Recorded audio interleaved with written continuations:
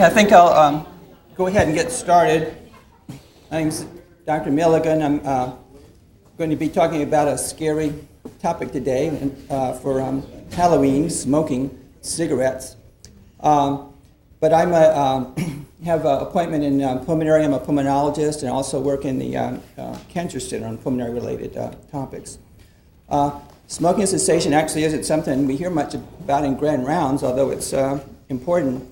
In fact, I gave it in grand round several years ago. I'm not sure we've had another grand round since that time. These are my goals, and as Dr. Walter said last week, I know I have too many slides, but some of them I'll go over quickly and I'll kind of tailor it depending on how I see people's interest or questions. And then this is recorded, so some of it will just be for your benefit if you want to use it as a reference later on. I don't have any disclosures. So first we'll talk a little bit about nicotine and addiction, then we'll talk some about the behavioral aspect of addiction, and then we'll talk a little bit about how to interact with the patient and trying to get them interested in stopping. And then we'll talk about pharmacotherapy, and then the last thing we'll talk about is e-cigarettes. So just briefly, nicotine is the addicting substance, and cigarettes are designed to contain a certain amount of nicotine. And the important number to remember is that they deliver about 1 milligram per cigarette. So that's the dose that most people get. In its native form, nicotine wouldn't be absorbed, actually. But the tobacco companies modify it to the base form, and that's what passes through mucous membranes in the oral cavity, and especially the lung, and that's how we get it into the bloodstream. Now, this is just a brief list of some of the thousands of chemicals and carcinogens that are in cigarette smoke, and they cause a lot of the harm, inflammation, causing atherosclerosis, nitrosamines, polycyclic hydrocarbons that cause lung cancer, as well as arsenic, nickel, other things that are carcinogens. So I'm not going to spend too much time on this or the health effects because I think you know that already. Now, why is nicotine, or why are cigarettes so addictive?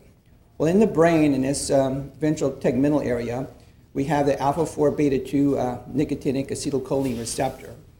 And nicotine somewhat mimics acetylcholine in its configuration, and it binds to this receptor, causing dopamine release. And dopamine, as you know, is a pleasure type of hormone, amongst other things.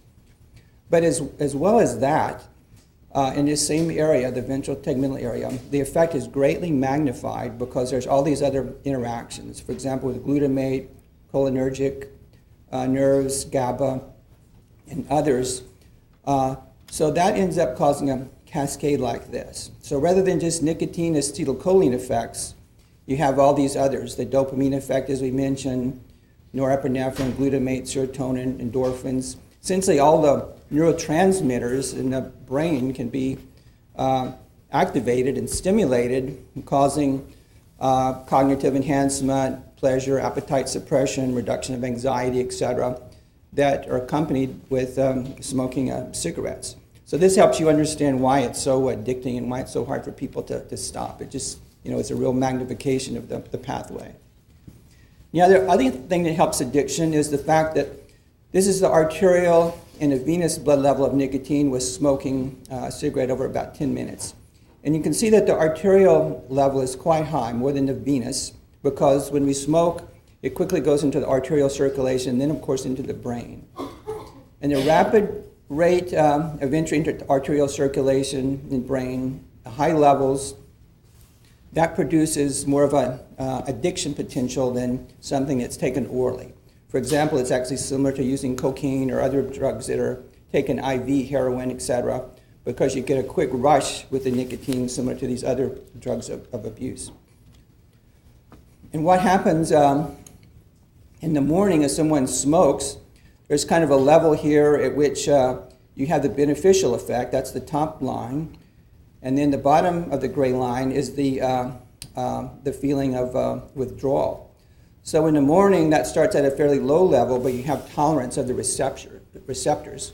So you acquire more and more nicotine dose as the days goes on, to get within this range. So you want to have the pleasurable effect, but once the person starts feeling some withdrawal, then they're smoking another cigarette, and it continues on through the day until bedtime when it tapers back down again for the next day.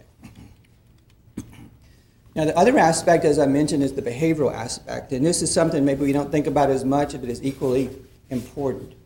So here we have a neutral stimulus paired with the smoking stimulus.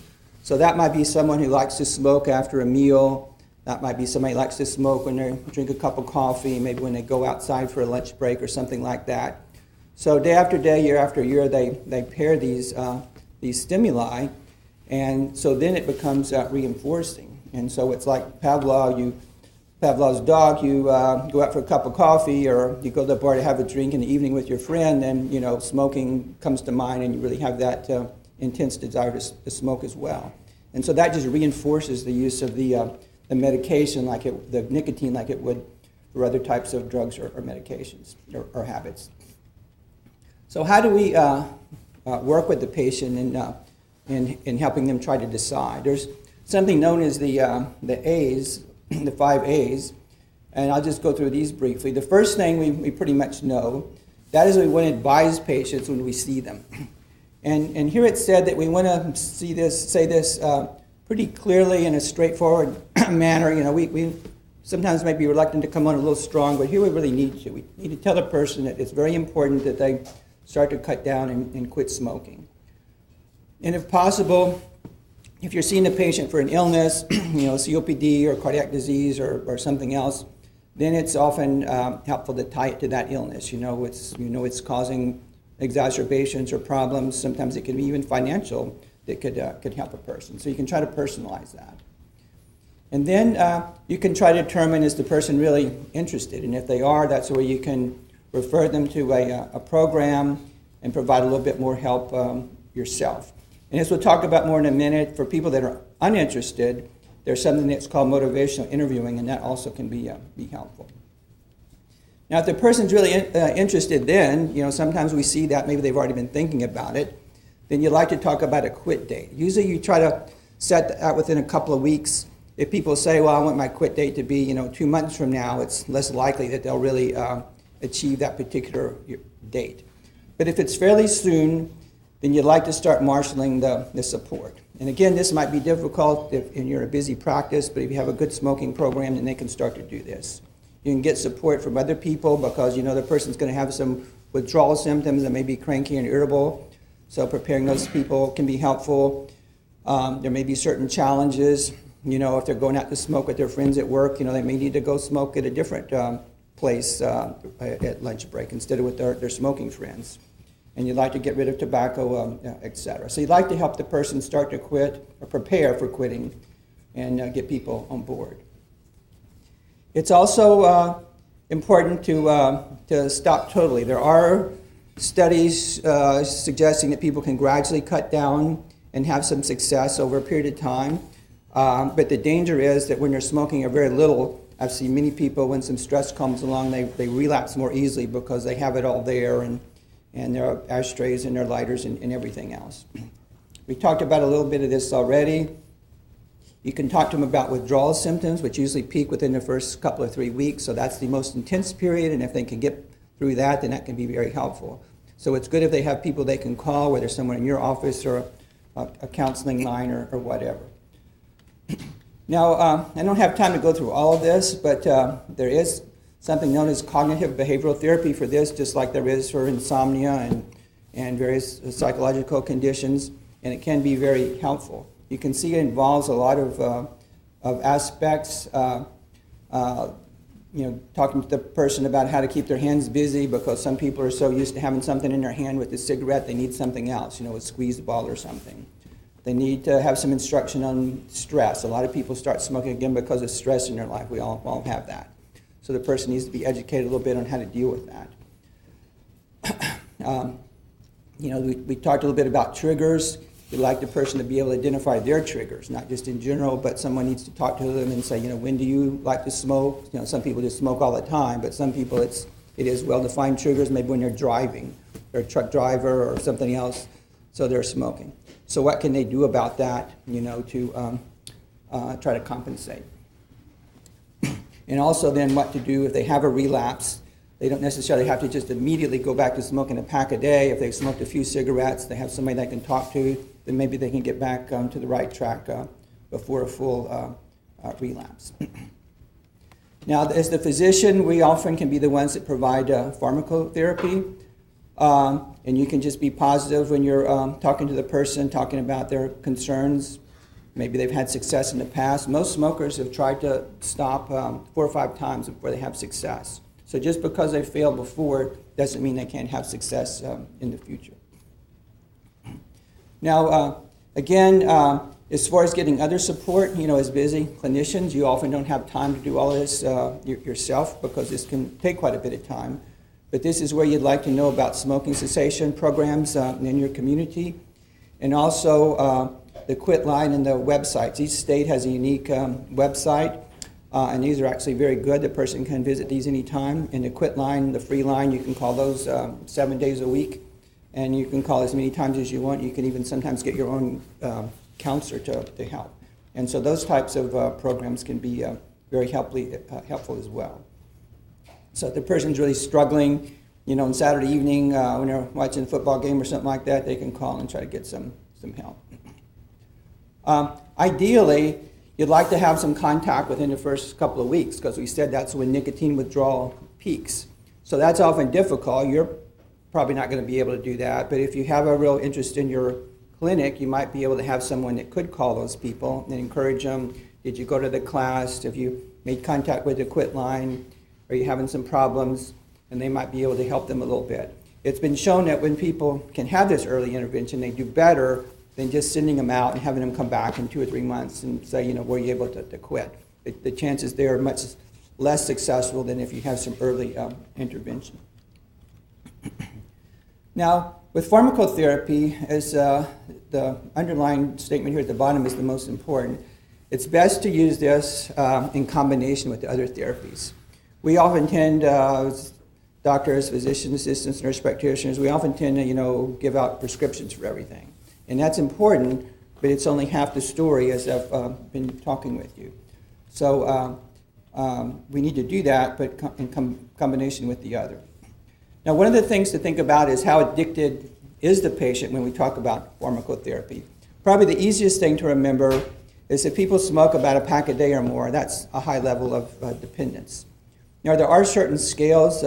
Most well-known is the Fagerstrom scale.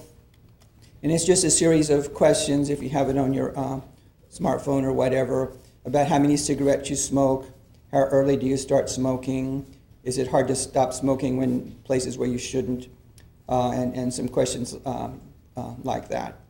Do you smoke even when you're ill? So the higher the score, the more you're addicted. But just for simplicity, the pack a day is a pretty good indicator of addiction. So I'm going to go over the therapies now, since this is something that we use and will want to use. So this was from a Cochrane review. There are many studies, so I'm not going to review individual studies for the most part. But you can see any form of nicotine replacement therapy is better than no therapy at all. Now, it's not a great ratio. We're not talking about 10 or 20 here, so that's kind of disappointing, but this is what we have. And it's not that much different, the success with the short and long-term type of medication. A little better maybe with the spray. Now, the long-term therapy is the patch. It's one for 24 hours. There's different doses. If people are at least a half a pack a day smoker, usually start with the higher dose, and then you can taper that down over time. And if I'm going to use nicotine replacement therapy, I generally start with a patch because it is 24 hours. Sometimes people that are heavy smokers, remember one cigarette is about 1 milligram, so this is only like a pack a day equivalent. So sometimes people are 1.5, 2 pack a day smokers, and one patch may not be enough. And even though it's not exactly approved, people that do this professionally a lot, they can give people a 21 and a 14, or occasionally even 2 21s. If they're having nicotine withdrawal, that can sometimes mean the difference between success and failure. So just because 21 is the highest doesn't mean that you couldn't use combinations if it was important. Now, what about the patch? One thing it can do, nicotine itself, can cause insomnia. So sometimes clinicians will advise to remove it at night, but if you do that, it takes a few hours for the level to become established the next morning. So I don't usually start out that way unless the person is having pretty bad insomnia, then maybe that could be done. Sometimes it irritates the skin, so you want to rotate the site every day, and you can use a little bit of hydrocortisone cream. And as I was talking before, is the patient having some side effects? Is it from not enough nicotine replacement or too much? Sometimes I've had people, I give them the 21 milligram patch, they come back and said, oh, I got sick with that. But then when I talked to them, they were still smoking a pack a day. They just added a patch to it. They hadn't cut down at all. So they were nicotine toxic because they hadn't stopped smoking. But also remember, nicotine withdrawal can often cause a lot of symptoms. So you have to kind of talk with people and see, are you really cutting back and you don't have enough nicotine replacement to help you with the withdrawal? Or are you making yourself sick from too much nicotine or from something else? Now, it's typically given for the short term, but there have been long-term studies. I won't go through the details of this, but people that have used it for 6 months have done better than those that used it for a short period of time. And when I've gone to some training about smoking cessation, some of the professionals will use it for months, even years, because they'd rather somebody use a nicotine patch than go back to smoking. There's some people that just seem to need that. Maybe they're just more addicted, and that can mean the difference between success or failure. So there's nothing wrong with giving people a patch rather than smoking cigarettes. They would have to pay for that, but it would probably not be more expensive and certainly a lot more helpful. So you can be creative in that way as well. Now, what about the immediate release forms? Some are over the counter, and this is what I usually use, and the inhaled forms are by prescription. Now, if someone is a light smoker, you could probably use this as your primary therapy, but I generally use it as an add-on. For example, if I was treating asthma, I'd have my long-acting inhalers and my albuterol rescue inhaler. Well, I kind of see that as the rescue. So if there are times when the person's really having trouble and you need a little extra help because of some stress or whatever it was, then they can use one of these more quick-acting replacements on top of their long-acting patch. This just illustrates the nicotine spike and level with smoking a cigarette. This is the slow onset with the patch that we talked about. And then here you can see that the spray and the gum and also the lozenge have a little faster onset versus the patch. So you can see how that would a little bit supplement the patch, although nothing really quite has the effect of actually smoking a cigarette.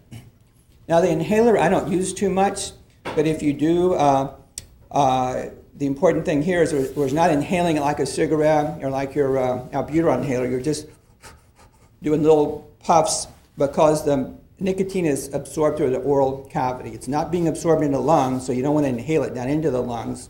All the absorption is occurring in the mouth.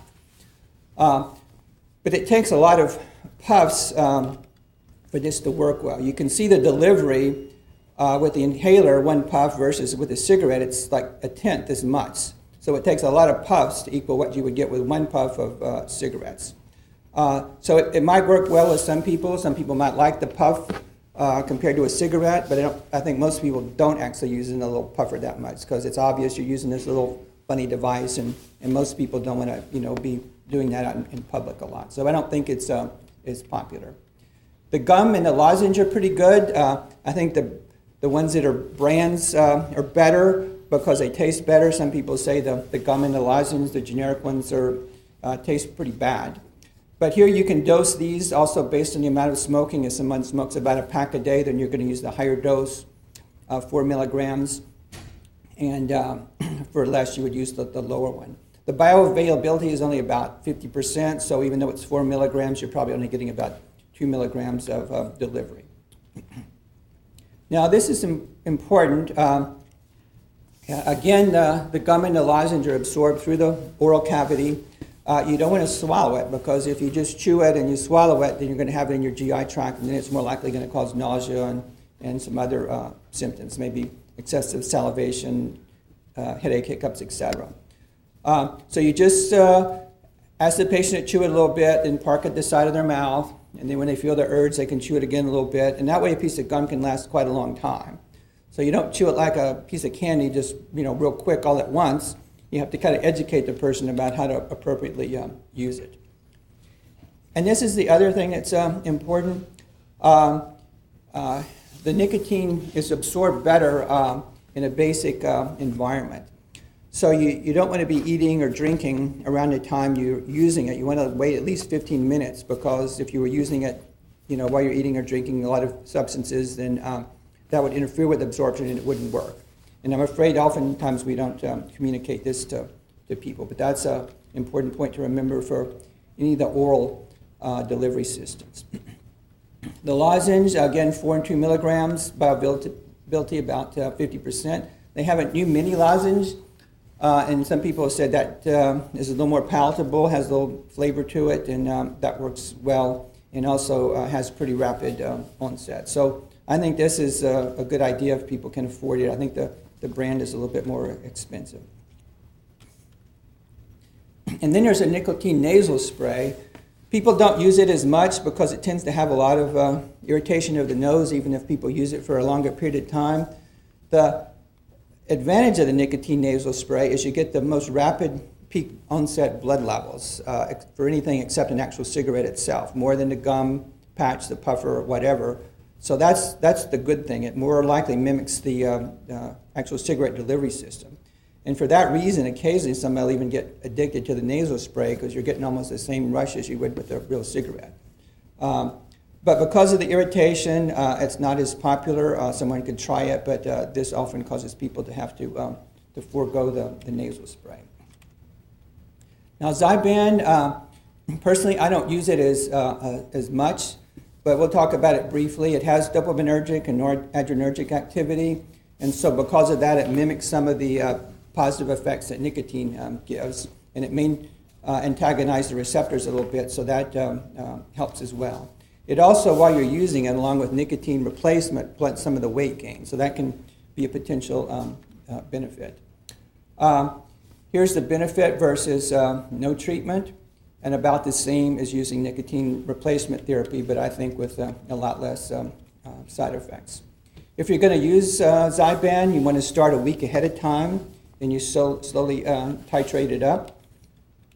The problem is it has a lot of side effects. You have to worry about hypertension in some people, and you have to worry about other conditions. If people have glaucoma, there's been occasional reports of serotonin syndrome. You don't want to use it in bipolar disease. You want to be careful if they're using other drugs for antidepressants. And then there's a risk of seizures, although that's low. You still have to kind of go through that. Does the person have risk for seizures? Are they taking a medicine or have a condition that might predispose them to seizures? So it takes kind of a lot of work on our part and more drug interactions with not much more benefit than nicotine replacement therapy. So I don't find it very beneficial for me. If people are taking medicine for restless legs or some other conditions, there's potential interactions with those medicines as well. And bupropion still has the black box warning for suicide, whether it's used in depression or for smoking cessation. So that's another thing to consider. Now, varenicline, or Chantix, is the third major treatment. And if people don't like nicotine replacement, or if I think it's more appropriate, then I think Chantix is a drug to be considered.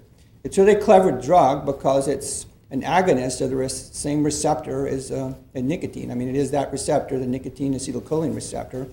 And again, because it stimulates that, it kind of is almost like smoking a cigarette. You're getting some of the same response. But interestingly, because it's binding there, it prevents the binding of nicotine from cigarettes, so it's kind of blocking the reward from smoking. So because of these two actions, it's a fairly successful medication. And here you can see the risk ratio is a little over 2, which is better than other forms of therapy. And even if you use it at a lower dose, sometimes people can't tolerate the standard dose, but if you just use it once a day rather than twice a day, there's still some benefit.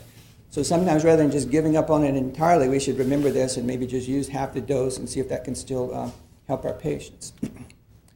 Again, like Zyban, we want to start 1 week in advance and titrate it up. They have a starter pack and then a continuation pack, so that makes it easy to order. They have that here at on Epic, you can use the starter pack and then the regular pack for weeks thereafter.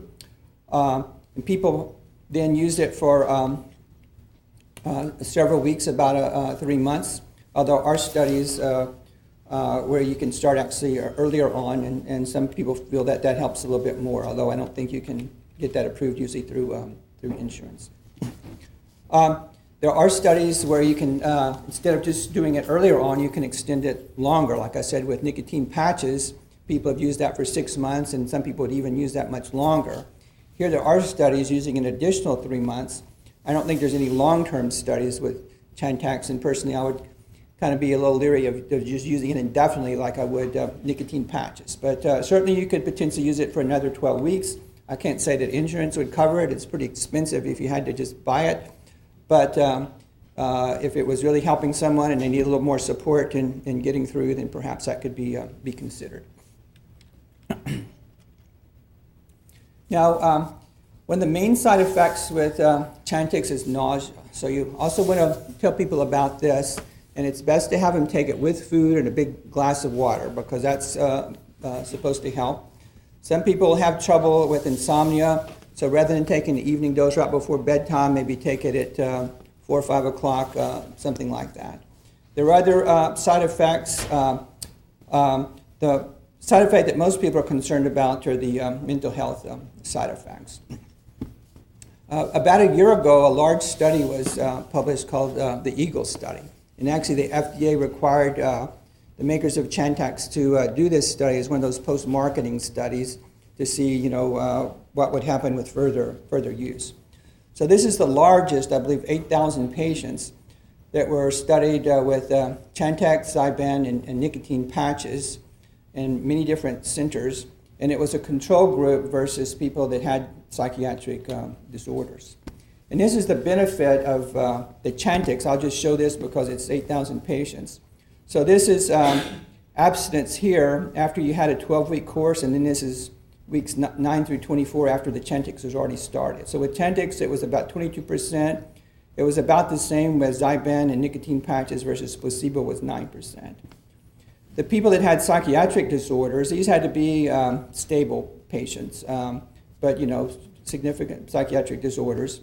Their success was less than non-psychiatric group, but you can see the benefit, the rank order here was about the same.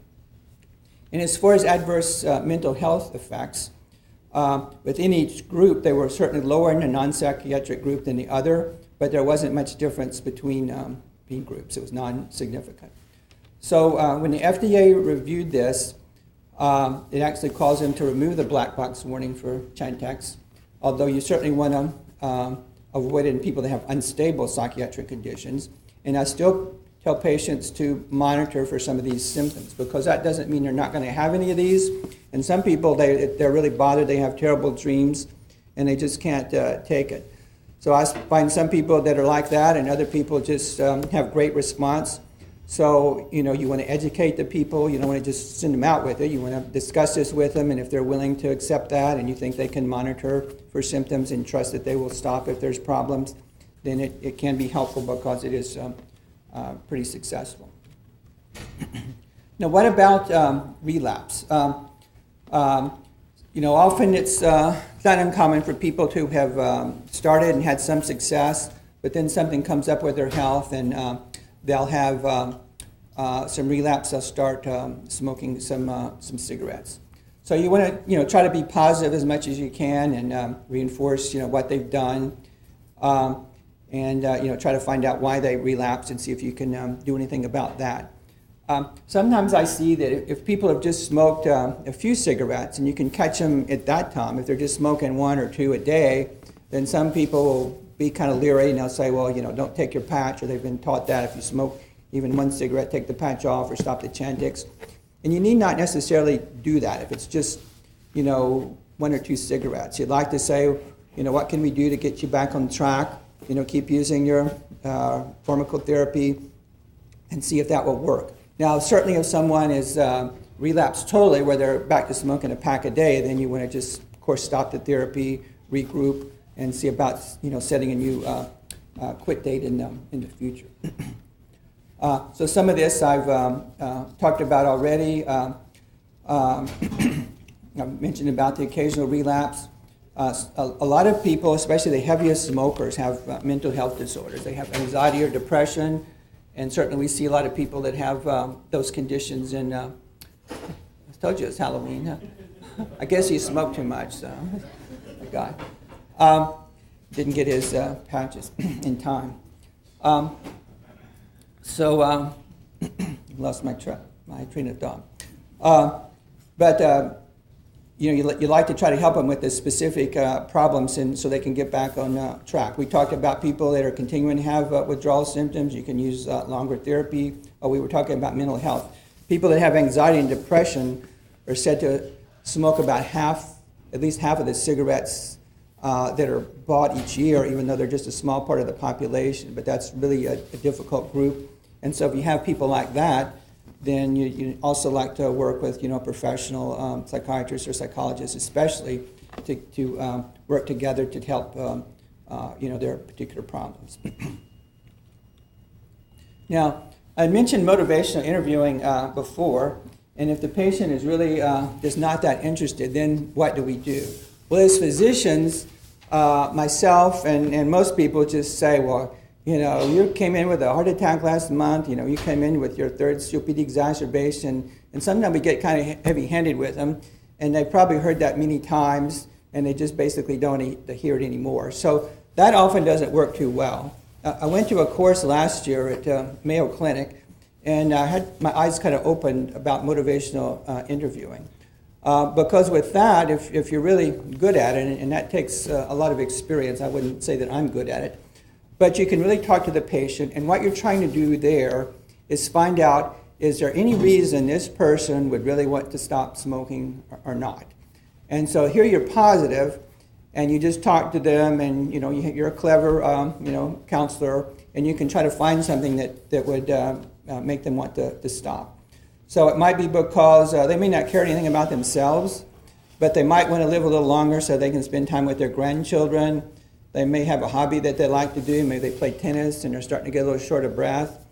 It might be something about their health, but often it's something else. It might be, they're a little bit tight on money and they realize, well, now I could really save a little bit. So they talk to the patient and they go back and forth. And the idea is this motivation is coming from them. So it's not that you're telling them that there's a good reason. They're sort of coming up with this themselves. And so that can be very helpful. So we talked about a little of this before. As part of it, you have to discuss patients' fear. If they stop smoking, are they going to gain weight, and how they can do this. But this is really where a trained counselor, especially somebody that can do this on a one-on-one basis, can really make a difference. So it's good if you can identify this within the community.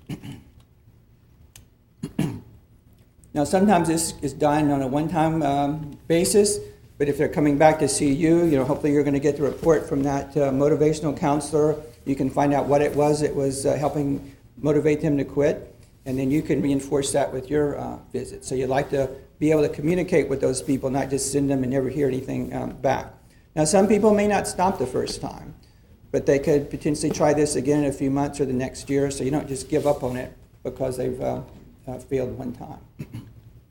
Okay, so the last few slides, I guess I'm going a little quick, but we'll talk a little bit about electronic cigarettes.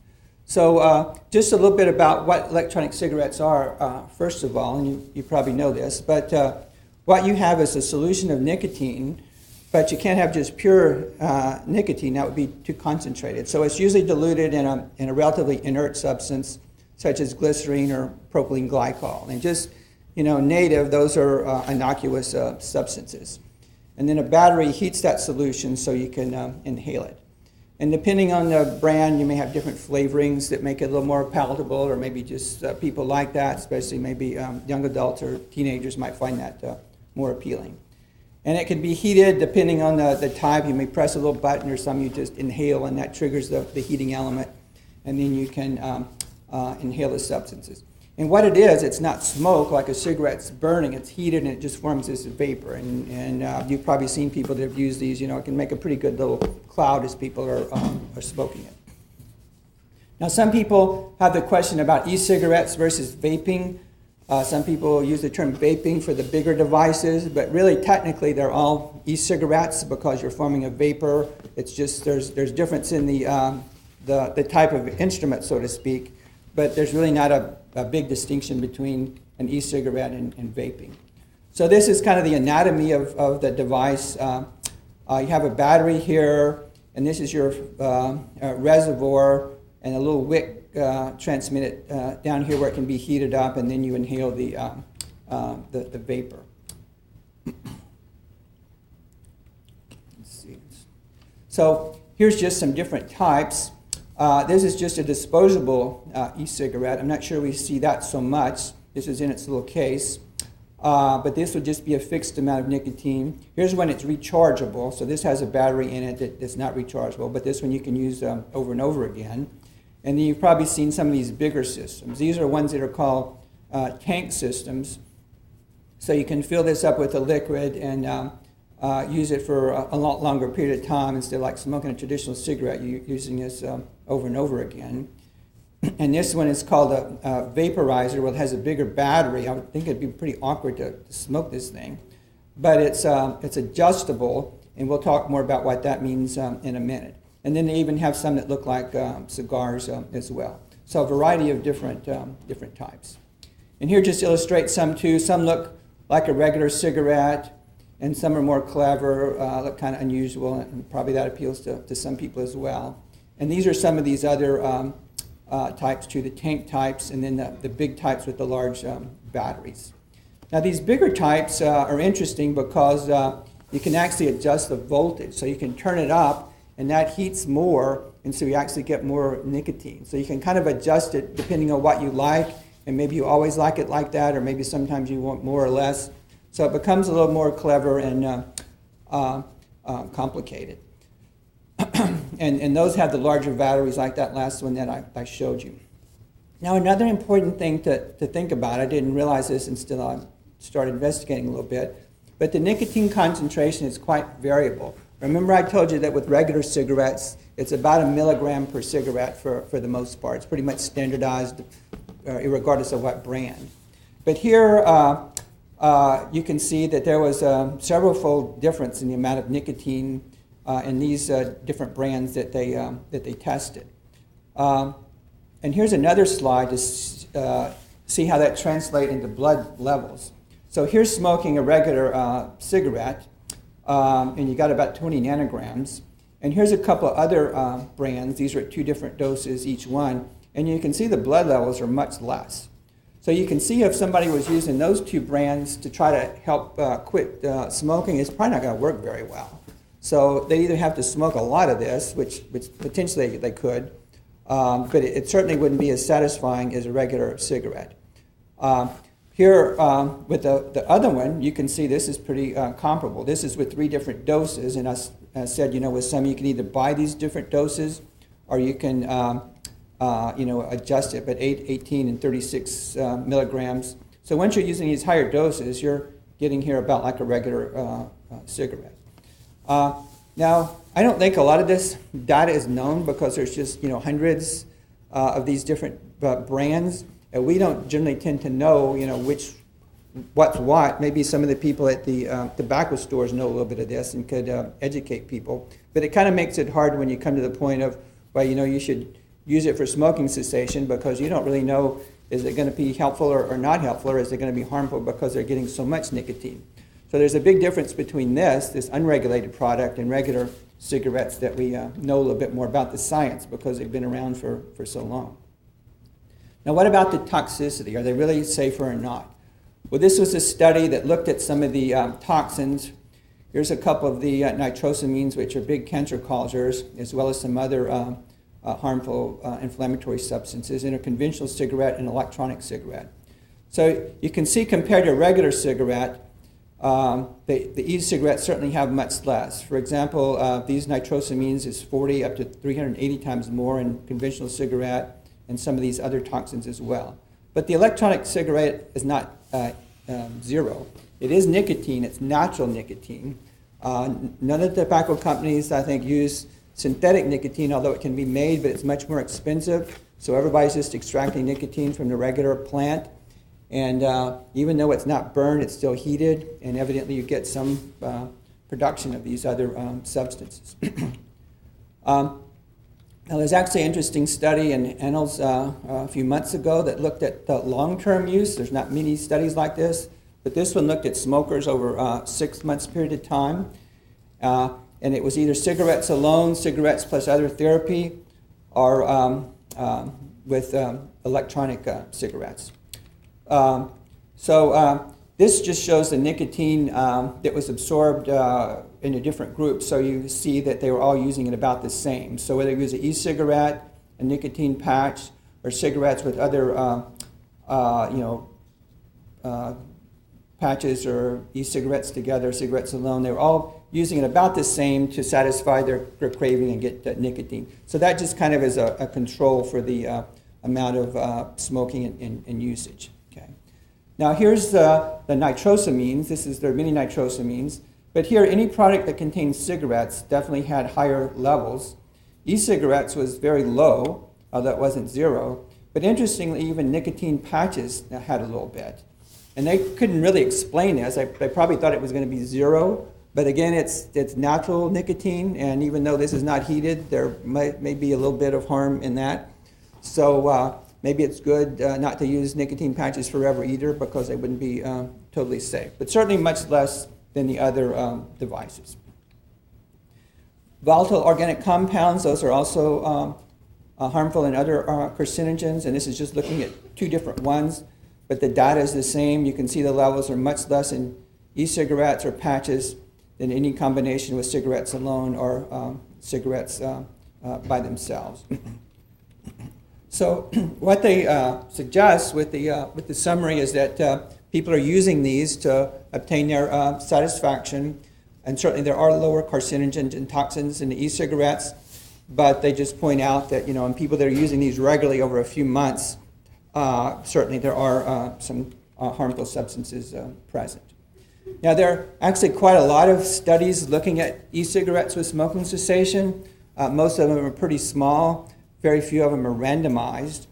But there's been several analyses. This is one meta-analysis from a year ago. And as you can see here, the people that have written these reviews feel that there's really not enough good data to suggest that they can be recommended, that they really are safer long-term. So this is one from Lancet Respiratory Medicine. This is one from Nicotine Tobacco Research. The conclusions were the same. There was one from British Medical Journal just a few months ago, and basically the conclusions were just the same. Basically, there's not been any good large studies. Since some of these were kind of observational studies, one big problem is that you can see how the nicotine cigarettes themselves or the vape devices are so variable. So you just have a whole big group of devices that are much different, and nobody's really used the same device to compare that to cigarettes and see how that could be done. So you really have to get a standard device, use it for a period of time in a bigger study. That would require a lot of money. No small e-cigarette maker is going to want to fund something like that. So it's going to take big studies over a period of time to look at that. I don't have a slide, but I'll just mention what is the use for e-cigarettes. What do I do? Because I know it's not studied well, and no group, at least in the United States, endorses it, then I don't come out with that as a first-line recommendation. I don't think that would be a good idea. But I do have patients sometimes who have tried other things, it's just not working, and I ask them, have you used e-cigarettes? And some of them say that they have, or some of them say, well, I am using it a little bit. So I don't necessarily discourage that, and I'll tell them, that just like I've told you, that it's not studied long-term, it may not be completely safe, but if you could do that for a few months and get off regular cigarettes, then I think that would be reasonable. So I'm trying to draw a practical approach. It's not perfect, the e-cigarette certainly, but I think it's certainly better than smoking regular cigarettes for a long period of time. So some people would think that's terrible. In some countries, for example, Britain, they seem to be their health service is much more in favor of e-cigarettes. In fact, they, I think, are designing some safe e-cigarettes that are standardized to try to promote that in their country and get people off regular cigarettes. The United States is kind of the exact opposite of that. But in my personal practice, if they're using it or if they tried it and they had a little bit of results, they're failing other things, then I don't necessarily tell them that's something they shouldn't continue, at least for a period of time. I don't say they should do it forever, but for a few months perhaps. Now just last couple of slides, a couple of things for the future. Since burning the tobacco is what causes most of the toxins, some of the tobacco companies have come out with the idea of heating the tobacco instead of burning it. So it still allows you to get the nicotine. It's using real tobacco, not a nicotine liquid. And it would have less toxins. That's been studied by the tobacco companies. And this is already approved and being used in many countries. And one of the big tobacco companies is seeking approval here. They've already submitted the information to the FDA. This is the Philip Morris device. And here you have something called a tobacco stick. And what you do is you put it in this little thing, which is the holder. It heats it up. So you don't smoke this, although it looks like a cigarette. You put it in here, and then this is a charger. So you have this, and you just buy more sticks. So it's being used a lot of other places, and I don't know what the approval process would be here. But still, you have people addicted to nicotine. It's likely that you'll still have some toxins, but probably not as much as a regular cigarette. Now, the other thing for the future is this. This was proposed a number of years ago, and a few tobacco companies sold reduced nicotine cigarettes. Nobody bought them, and so they stopped making them. But it was encouraged by some of the scientists. And now this idea has come up again, and the FDA commissioner is studying this, and they're thinking about not just saying, well, why don't you do this, but regulating that all the cigarettes have a gradual reduction in nicotine. I guess they would reduce it every year or something over a few years until it was at a level where nobody wanted to smoke cigarettes anymore. So I think this is a tremendous idea. I don't know that they will do it. I don't know how long it will take. But if they did this, I think it would pretty much get rid of people wanting to smoke cigarettes, because then you'd just be smoking a hot stick with all this smoke, and it wouldn't be any rewarding effect, and not many people would want to do that. They might want to take nicotine in some other form, but I don't think they would smoke regular cigarettes. And it's really the other substances that are the most harmful. Just one moment about this. I know you can't remember all these codes, but again, this will be taped, and you can just Google it pretty easily. But as well as talking with patients, you can actually bill a little bit. And a couple of key points here, the way you would do this would be a little bit differently. So the symptomatic patient, if they came in after having their COPD exacerbation, they're still smoking, then that would be considered a symptomatic patient. So you could talk to them less than 10 minutes or over 10 minutes, and you can bill a small amount for that. So you just add this on to your code for the usual diagnosis, COPD exacerbation. Or that if they came in for their coronary artery disease or peripheral vascular disease or whatever, it could be the same type of thing. If it was an asymptomatic patient, you can still do that. Maybe they're coming in for their wellness check, maybe they're coming in for their diabetes, may not have much to do with smoking per se, but you could do it there too, just realize there's a different code, so whether they're asymptomatic or symptomatic. And there's a number of diagnoses codes, whether they're smoking cigarettes or chewing tobacco or other substances, the codes are a little bit different. But most people are smoking cigarettes, so it's one of these F codes that you could use. So if you're going to do this, and we do it, you might as well know that it could add a couple of dollars to your visit. Now, just about the last slide here, it's been found that many people want to stop smoking, even though they aren't. It's difficult. A large number of smokers try to stop each year. Most smokers are coming in for some kind of health visit, and it's been recommended actually that asking about smoking be the fifth vital sign. We check their blood pressure and heart rate and everything else, but are we asking everybody about smoking so that we can try to find these people and get some help? And also remember, as I said before, many people have tried several times. It's probably one of the most difficult habits to stop. So try to be supportive, not too judgmental, don't give up with them. So I think that's all my talk. If anybody has any questions, if not, thank you for coming.